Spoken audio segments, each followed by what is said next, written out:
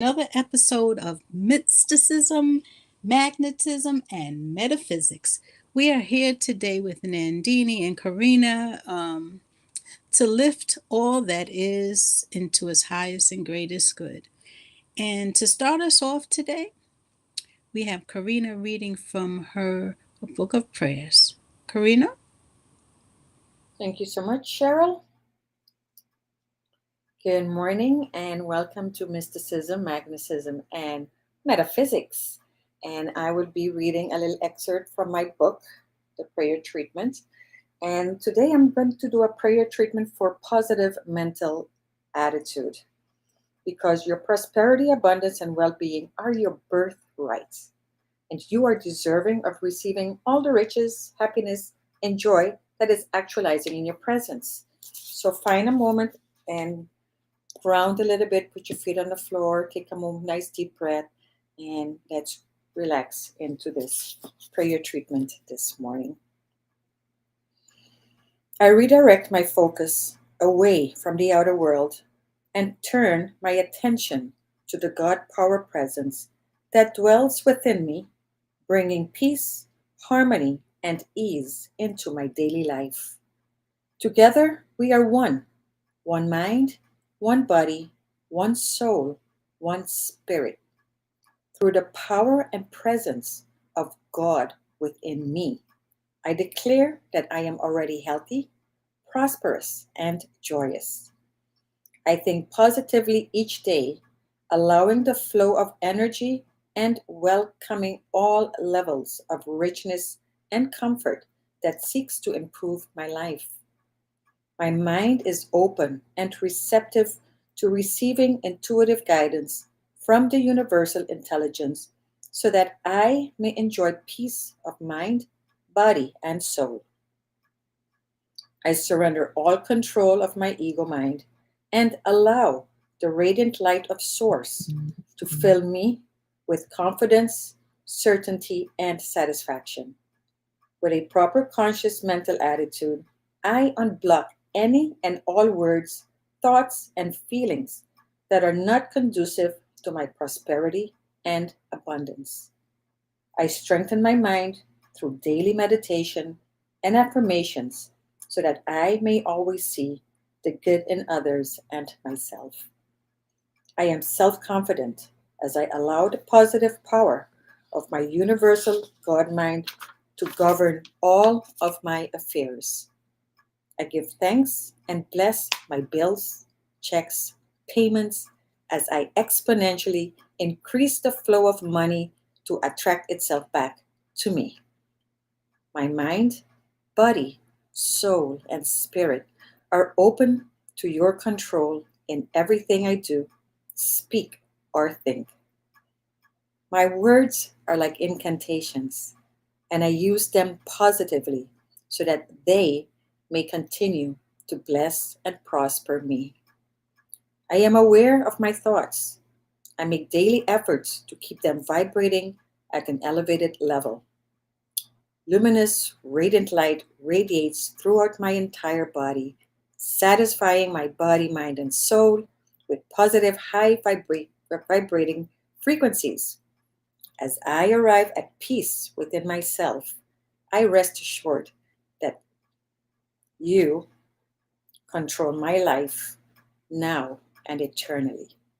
For this I give thanks. I let it be so, and so it is. And so it is. Those words are so powerful, Karina. Thank you for sharing those with us this morning. And I really felt it. I felt it deep inside, how they so connect us to our topic today, which is about conscious deprogramming. Um, we don't often recognize just how programmed we are, and perhaps a softer word would be conditioned. We are very, very conditioned by everything around us, and it starts from birth.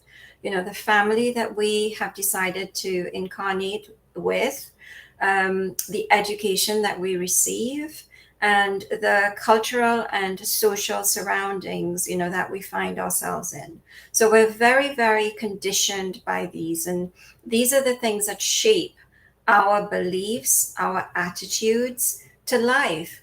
And for us to come back to ourselves, the truth of ourselves, we have to start that conscious deprogramming away from all of these conditioning rivers. I know someone who refers to these as the rivers, our family, our education, and our cultural and social upbringing. These are the rivers that condition us.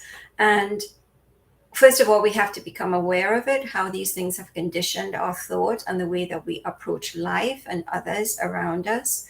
And then once we're conscious of it, then we can take the steps to deprogram ourselves.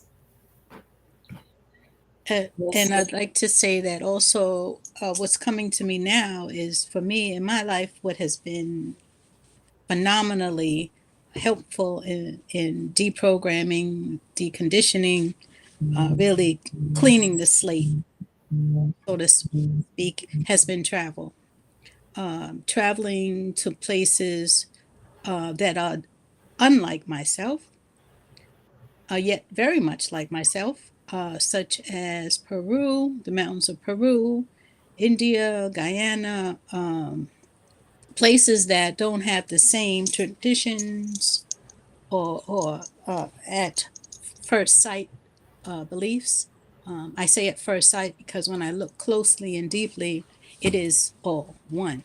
So, and I like, for example, my college that I went to, Arcadia University. It was Beaver College then, but now it's Arcadia University. They require the freshman students to do a certain amount of time overseas, out of the country, for that particular purpose, to really ground them and humble them, I believe, as well as expand their consciousness, that here where we are is not the end all and be all, as my mother would say. So, what do you all think on that? Travel is absolutely so expanding, right? And Necessary. yeah, and I was really surprised when I moved to America to learn just how many people here have really not traveled outside of their own state. You don't Mhm. even Far leave your own less, town. yeah, far Mhm. less outside of America. Um, so that that only allows a very insular way of thought because you're not exposed. And I'm really grateful that you brought up that point, Cheryl, about travel, about expanding our experiences and expanding our minds and the way that we view the world, and to understand, yes, we have different cultures, we have different beliefs, we have different systems of approaching things, but what do we all want? We all want to live in peace, in harmony, and in love. That is what unites us. And what travel also does is it allows you to see that we are not different, but Mhm. it's okay. It teaches Mhm. us to be compassionate. Mhm. We all have a different background, a different, like you said, religion, whatever. It doesn't matter. The point is, we have to respect each other, whatever it is that they're doing, Mhm. because we're here for different purposes, at different levels in our progression and our expansion, and we can judge people because they're not doing what we're doing or they're not thinking the way. I mean, half of the world's war is based on the fact that, what do you mean you don't agree with me? You should do what I'm telling you to do. And Mhm. religion has been doing that forever, telling you Mhm. you have to believe in mine. And it's like, no, you don't have to believe in anything. I just got to be who I need to be now at this moment. I might change because that's what we do. Every day we change. We change our mind. We're never the same person every day. Every day we have learned something new. We have seen something new. But the point I wanted to add, as well as the travel, even if you don't travel, the fact that you wake up and you're right. And I mean, the other day I wrote it. I said, people wake up like zombies. They wake up and they go through doing the same thing day in, day out, all year for 10, same routine. And then they go like, oh, I'm stuck, or I'm in a rut, or I'm depressed and I'm down. And it's because you're not shaking yourself up, you're not expanding. And Mhm. to expand, you have to go through some kind of a challenge. The challenge is what makes you go, Oh, I don't like that. I like this. So you switch. Even for me, my daily practice, every now and then, I switch it up something simple. If this is where I sit down to drink coffee, every now and then I'll be like, no, we're going to sit somewhere else. Or if this is my routine, I'm going to switch it around. Or, I'm going to sit outside today instead of just sitting in my living room. Like just little twitches helps you get out of your comfort zone. And people are very afraid of change. Yeah, you That's raise a very, very valuable point because the programming is not only from, like the three rivers that I mentioned, but think about the self-programming, which is what you just referenced, right? This is where I sit to have my coffee. This is what I do at 10 o'clock in the morning. This is the time that I go to bed. It's important to have a routine, absolutely. yeah. But where's the flexibility? Where is the broadening of the mind that I am Yeah. capable of doing something a little different? So that's a really, really valid And point. that's where the stuckness come from. It comes from what I've always done it like that, or that's the way my parents did it, which is a whole nother story. And it's Yes. like, yeah, but that was their life. That's what they know. That's their experience. You get to make yours that works for you now in this life. Whatever's happening to you, you can't continue to live that because that's what my mom did and that's what my dad did, or this is the way it used to be. When the kids were young. I mean, this is why as parents, when our kids leave the house, we have a little bit of a nervous breakdown because we just spend the last 20 years all about the kids and we lose our own identity because everything is about the kids and then they're off and we have an emptiness and we're like, what do I do with myself now? Like, they gave us a sense when we need it. They gave us a sense of waking up in the morning and being, well, you got people to take care of, you got to get up, right? But then when they're not there or when they don't really need you anymore, it's a morning, you're kind of like, the kids don't need me, nobody needs me, and nobody needs me no more. Oh my goodness! And then we get a whole, whole breakdown, and it's like they were meant to move on. Mhm, We mhm. are the only the animal species who want to hang on to our offsprings. The birds within what weeks they're like, fly, go find your own food. Every breeder like get up and walk. Mhm. We're like I kept up to myself. And it's like, no, you gotta let them go. So, as you were programmed into that role of mother, carer, provider, how did you, I mean, okay, from what you've said, I understand that it is a very difficult process because suddenly, you're not in that role anymore and you feel as if you're not needed. But what steps did you take to make that an easier transition for you? How did Well, you deprogram yourself out of that way of thinking? I had to first come to the realization that we're all here on our soul's journey, right? So we're all here to do what we're supposed to do. My kids didn't come here to make me happy. They didn't came here to plug up any of those holes in my heart, whatever. That's not their job. They didn't come here to make me feel good. And they didn't come here either to take care of me when in my old age. Because a lot of people think, well, once I'm older, you have to take care of me. Again, this is kind of programming from the past. Um, when we do that to other people, we're taking away their life. We're taking away their journey. We're taking away their path. And I mean, even with parents, we tell kids we kind of want them to go even in school, got to go to college, and you got to become, you know, doctor, the lawyer, the usual. They're thinking money, stability, and get the job and your white picket fence, and then you have this kid who's like, well, I want to be an artist. I want to be a dancer. you know, I want to sing. I want to be a singer. Yeah, but that's not stable. And how are you going to make money? And how are you going to support? And they take dreams away from kids. They don't allow kids to dream no more. And when we take dreams away from kids, they grow up and they forget that fun child that they used to be, and they look back and They say, forget who they are. "Yeah." You go back and you go, "I used to be fun. I used to be so laid back. I used to be a." And then it's like, but I can because I'm an adult. And I was saying, like, someone turned to me just last week and said, says, "You're like a child that refused to grow up." And I I said, think that's a huge compliment. Thank you. exactly. And I'm like, I said, and there's the word, refuse. I Mm. refuse to grow up. I refuse to have people say, "You're an adult, you're supposed to behave this way." And it's like, who said so? I'm supposed to do how I feel. If my body feels young, my mind feel, my spirit feels young, why can I not just have fun? Why am I supposed to be serious and quiet because I'm an adult now, so we can't laugh too much, you know?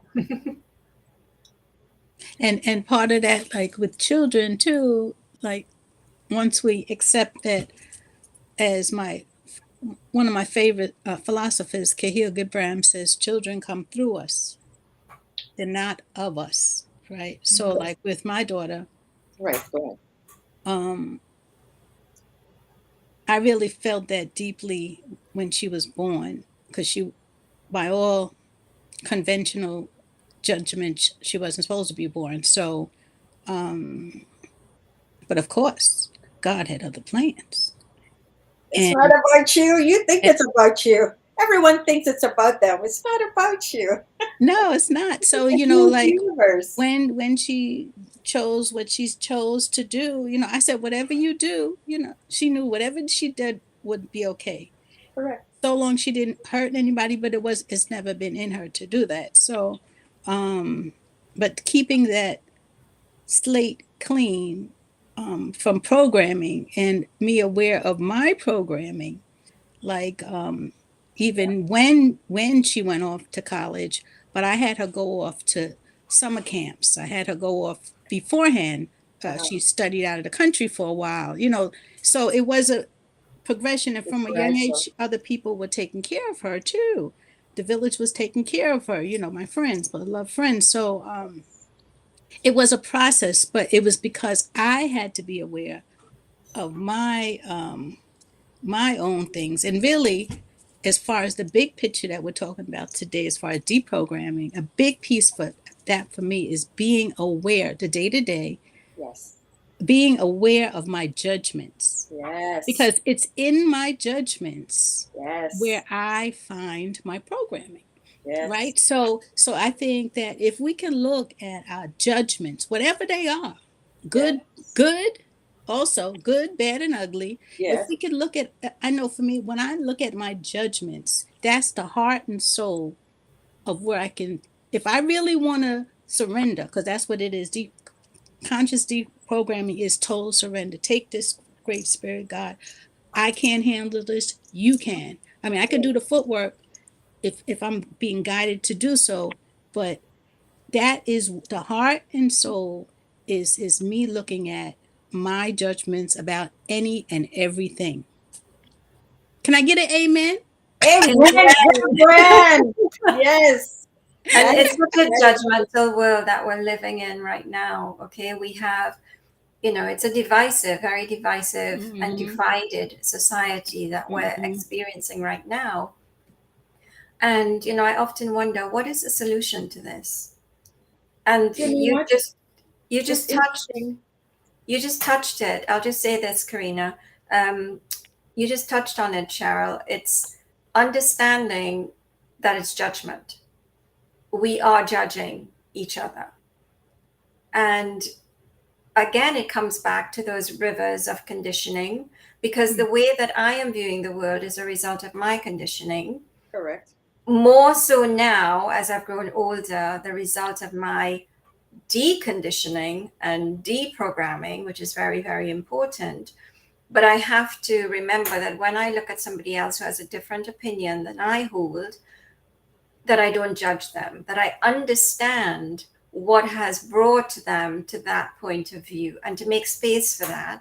Right. And, do whatever I can to shift that deeply programmed place and conditioned place that the majority of us come from, You and remember our remind first, people that they need to take, as much as they can, a very objective view of the decisions and the thought processes that they are having. And that's not easy. That is very, very difficult for Mm-hmm. anybody to do, to try and take an objective view. Why am I holding this I'm going to opinion? combine what Cheryl said and you, Nandini, because Cheryl says being conscious, and you're saying, well, and our first episode was based on why. Why ask why?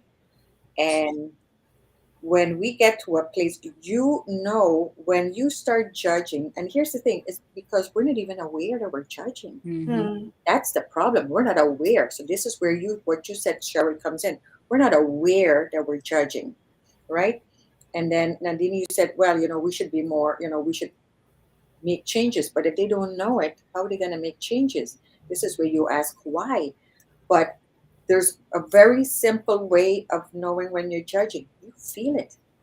Like when something upsets you, something shift. Well, why are they doing that? Or why is she wearing? You got to stop yourself at that moment. That's judging. That moment when you go, oh, why is that bothering me? Mm-hmm. Why what she said irks me? Why their religion bothers me? If we can, like you said, Nandini, we can hold space to meet them where they're at, Mm-hmm. just be open, then that's where the judgment comes. And how do you surrender yourself when you don't even know you need surrendering? Because you still think I have to be right. Because that's where the problem is. It's the ego saying, I got to be right. If I'm not right, then I don't fit in this world no more. Then I'm freaking out and nobody sees me and nobody likes me and nobody. But because I'm not comfortable in my own space, so I'm going to judge everyone because they don't get me. And this is who I am. So that's a big part of the surrender of saying, okay, at this moment, I don't really know who I am right now. I'm not doing what I should be doing, and I'm not the person I should be at this person. Please guide me. Please open up my heart and allow me to love more freely and openly without judgment. We have to ask for that. And then we have to Humility. affirm. Humility. Yeah, but Yeah. what is coming up for me is that when we are taking that objective look at ourselves, I think the most important question is to ask is what I am trying to embody in this world. Is it coming from a place of love that encompasses everyone and everything, every being that I share this planet with, this one planet that we have as our one home? Mm-hmm. And I think if we all tried to ask ourselves that question, is this something that will envelop the world in love? Because we so need that right now.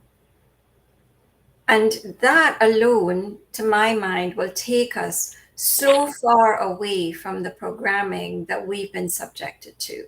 And this is a programming that is um, so deep in our society. It's And that's why, generational. It's yeah, generational. well, That's there's so generational bad. programming, but then if we think of what we're exposed to every single day, what we see on television, what we see on social media, the people that we speak with, the friends we choose to have, the media that we read, the things that we look at, all of this, is our programming. And it's a human nature when we read something that aligns with our beliefs, we continue down that line because, as you said, Karina, we all want to be right.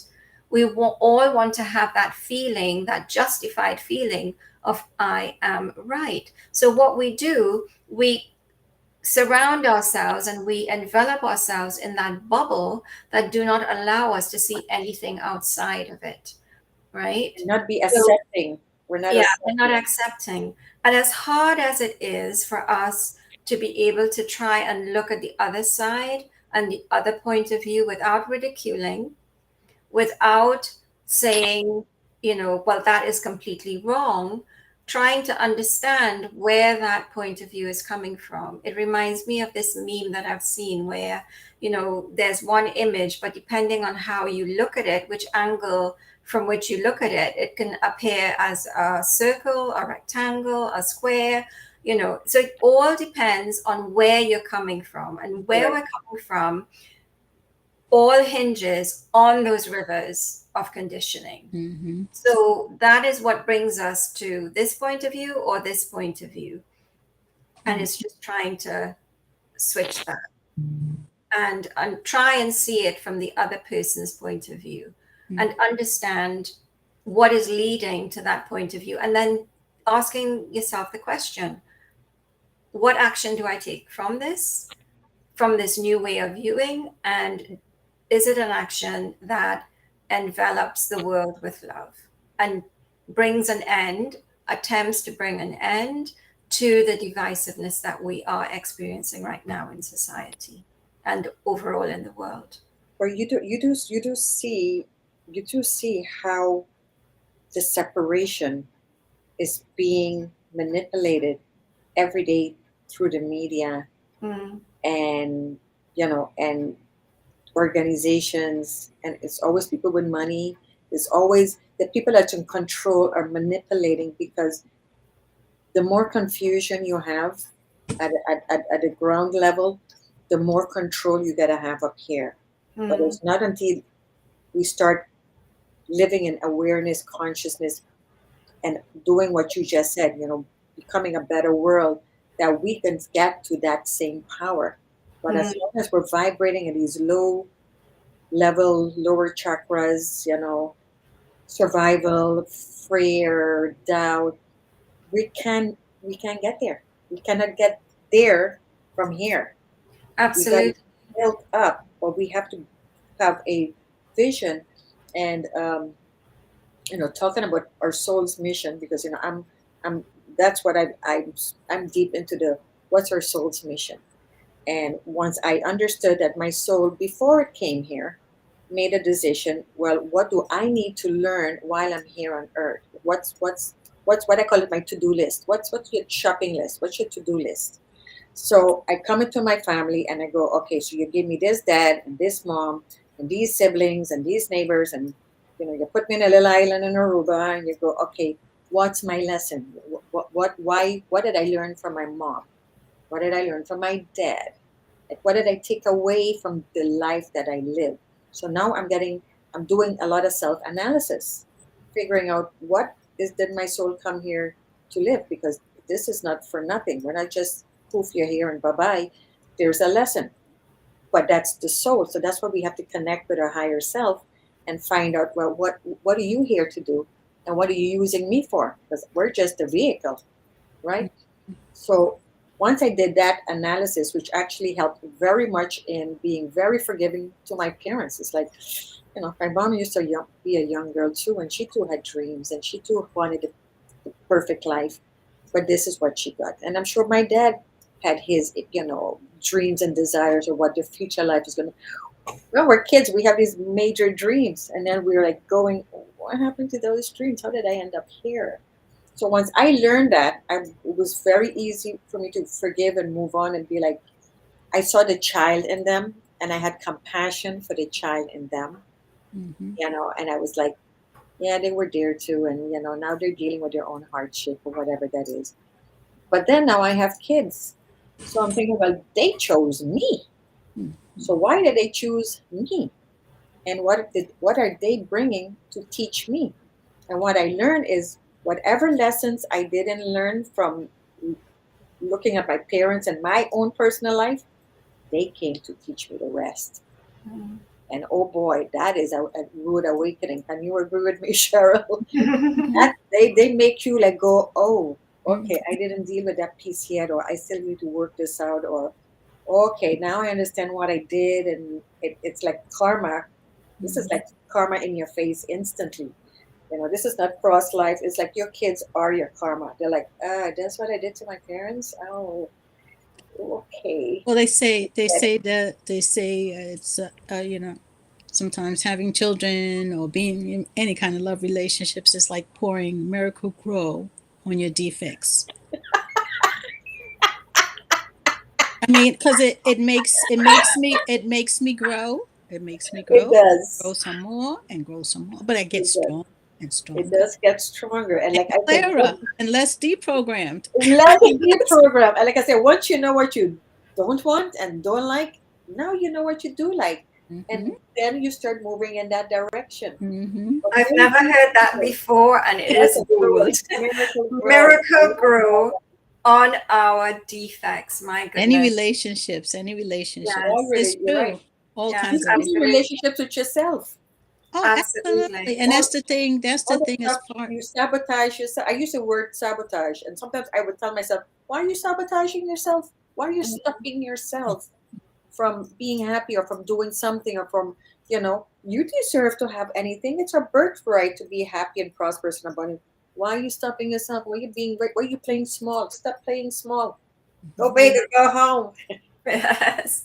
But it makes me think of what our expectations are. You raise this point, Cheryl, of, like any relationship, a love relationship, a parent child relationship, a friend relationship, and how it's that miracle grew on our defects.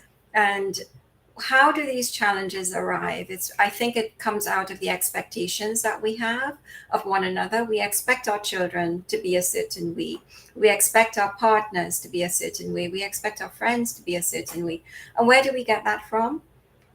From the zillion movies that we are exposed to, where we see these perfect relationships. Like Christmas is a perfect time to see how this programming works, where you have all these sugary, saccharine, like movies. It's like, and everybody, you're conditioned to expect that this is what your family is going to be like on Christmas Day. Everybody's sitting at the table having this wonderful meal, and then everybody's sitting around the Christmas tree and, like unwrapping their presents and stuff. And then you realize that your family is not like that. It is so dysfunctional, right? They And are dysfunctional. They are. But I'm going to tell you the honest. My mother expected perfection.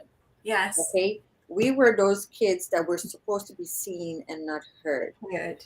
And like you said, that Christmas, we got up or we got dressed, everybody in a nice clothes, because we had to go visit the family and friends. And then you had to sit there very quiet. You're not even allowed to ask for water. You wait until they ask you, "Can I Absolutely. get you something to drink?" Mm. You don't ask, and you just sit there and you don't talk. Cheryl can relate. She's another island girl. You know how they get. You don't talk. You don't move. I mean, even it's like worse than being in a class. I mean, it's like you got to go to the bathroom, and it's like, and they don't talk. If you, well, once and we're five, so you understand. There's five siblings, and we're all lined up there, and we're bored, but you have to sit still because we didn't have no phones and nothing to play with. So nudging each other because now the one want to get the other one in trouble. So mom, and all your mom did was look. Mm-hmm. When that look, when she It does works. that, It works. they don't talk, they don't threaten. That look means when we get home, Mm. you're getting it. So when you get a look, you're like. So we Let were me those let me kids. share a story with And you that one last thing, all her worries was, what is the neighbors going going to to say? think, right? You understand? So Absolutely. that's the conditioning. Yes. Well, here's a perfect example of deep programming and how it affects us through life. When we were children, my mother would instill in us what you just said, Karina. You do not ask. You wait until you are offered, okay? Now, I love bananas. I just love bananas. They're my favorite fruit, okay? And I remember this memory is just so crystal clear in my mind. For some reason, I was over at the neighbor's house and she had a bunch of bananas on top of her fridge. Okay. And I'm looking at those bananas and I really, really want a banana. Do I ask? Of course not. Does she offer? Of course not, because she doesn't know that I want a banana. And how has that conditioned me? How has that programmed me? That I have gone through my life not asking. I have gone through my life depending on me and waiting for people to meet my needs by offering rather than me being able to state, this is my need. How can you help me? Can we work together on this? That is how deep that programming is and how it has lasted throughout my life. And until I came to a point of objectively looking at it and understanding, where has that trait, where has that behavior pattern come from? And then I understood that is where it's come from. I wasn't programmed to ask for what I need. And now I have to undo that programming to be able to say, this is what I need. You see how deep this goes? So, and I'm gonna use, I mean, this is not even an analogy. This is this, I had my dance studio, I'm a dance teacher, and I realized the kids that I brought with me, my 3, 4 years old, and I built up on them, and I had a great foundation and all my book, um, it was easy to, teach them and have them expand and they grow faster. But when I got new kids that were older, that were given not good basic ballet beginning, to unravel that and teach new habits on how to, everything, the posture and please, it's so much work and so hard and so frustrating for the child. Mhm. So when they don't get a good foundation, it is so hard to undo. And that happens in our childhood. It's so hard to undo because we've been doing it for so long. So how, you did the right thing. You went, wait a minute, I didn't ask for help. Why am I not asking for help?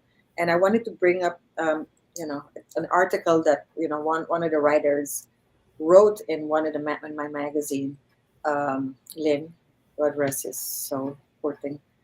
And the article was, have you told them how to love you? Hmm. Mhm. Mhm. And I thought, that is deep. We want people to love us, and we want them to figure it out, and we want them to read our minds, and we want them to just know it. Mhm. But do we tell them, this Mhm. is what I like? This is my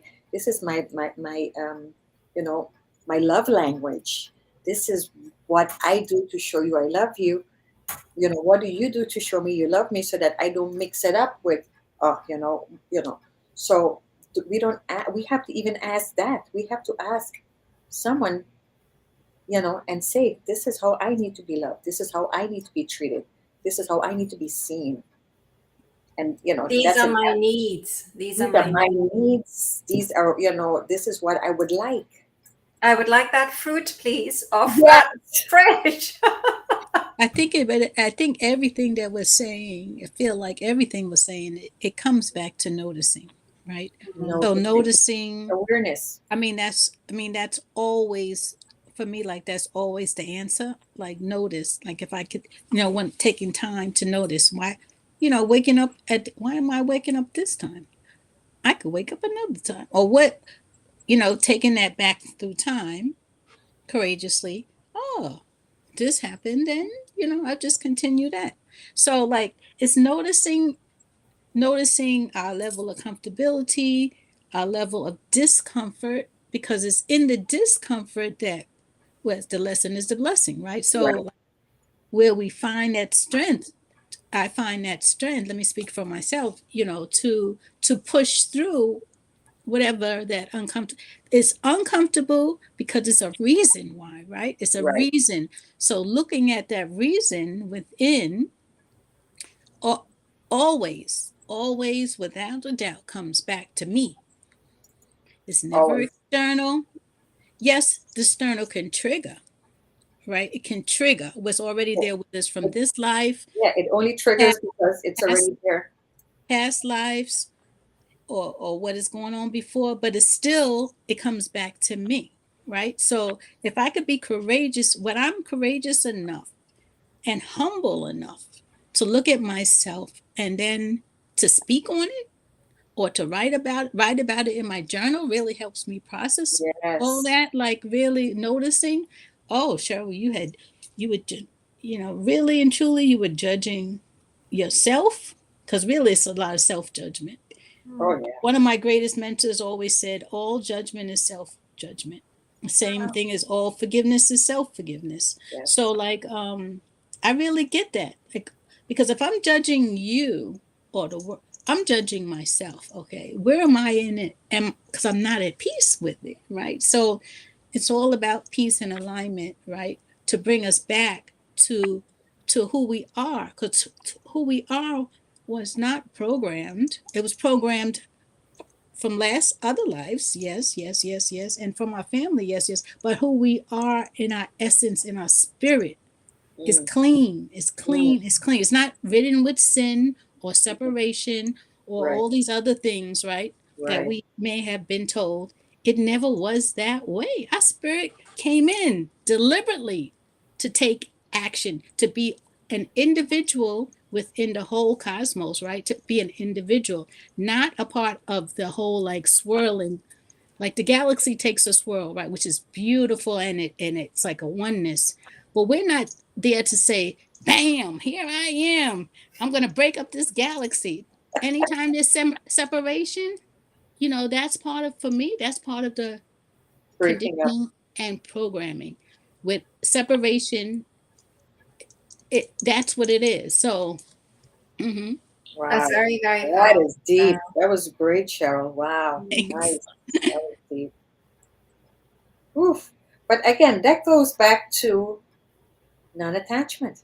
That Mhm. goes back to the four agreements. One of the agreements is take nothing personal. Whatever something someone says about you has nothing to do with you. It's none of your business. That's their issue. It's their judgments, it's their anger, it's their trigger. When whatever they think they're putting out on you, it's all right back at them. And we tend to want to take it personal, be like, well, I can't believe she said it about me. And it's like, it's not about you. It's her own judgment. It's about her. It's about him. It's their issue that they haven't dealt with, but they are projecting it on you. And if you take it personal, then yeah, you're gonna feel angry. You're gonna suffer through it, and then they're in 2 minutes they're not thinking about you anymore, but you're still suffering. Mhm. So so I always say non-attachment is one of the most essential thing we have to do in our life, because if you can detach from, oh, he loved me, he doesn't love me, oh, she likes me, she doesn't like me, oh, they like my cooking, they don't like my cooking, you don't want to eat my food, don't eat my food, I'm good, okay, you starve. What we have to get to that point of not being attached to anyone's opinion, anyone's expectations, and not even, and I always say not good, not bad. So whether they said, oh my goodness, you're ugly, and you're like, but also they said, my goodness, you're gorgeous, you're beautiful. Thank you. You Yeah, won't not take that. You attached. cannot take that, because if I need you to tell me that, if I need you to tell me that, then I'm not in a good place. Then I'm not comfortable with me. So no matter, like you said earlier, Cheryl, good, bad, it doesn't matter. Don't take it personal. You raise a good point about, which makes me think of self-love, Karina. We are not programmed to love ourselves. It's never a focus of our upbringing. We're always taught that we have to love others, which of course is important. I'm not, minimizing that in any way. But we're taught to be love, but to be love for others, not for ourselves. And I think that is at the root of much of the deprogramming and deconditioning that we have to do. We have to come back to ourselves, the true essence of ourselves, and be in a place of being comfortable with who we are and being able to love who we are. And that requires a lot of growth. Right. Well, yeah, we are coming to the top of the hour, and Mhm. what another amazing topic we just covered. Surrendering and coming into our own and being, again, living in awareness, living in present, and really asking yourself why. Like I said, we started this whole series with the word why. Why? Ask why am I feeling this way? Why are what's that weird feeling that just happening in here because someone said a word or looked at me in a certain way. I mean, think about the amount of stuff that people do to each other. Well, I didn't like the way she looked at me. Wow, that can trigger you. You're that open that anything from the outside can just mess everything in you. And I always say, take it to the next level. Every time you put that negative energy, it's not just affecting your mood, it's affecting the cells in your body, it's affecting your mind, it's affecting your clarity. So when you start seeing the big picture, which is, let me keep all of that away because I want to take care of my body, mind, and soul. That's part of taking care of your body, mind, and soul. Am I right? Mhm. Yes, very much so. And before we end, I just want to say next time, next session, session 10 is about finding balance.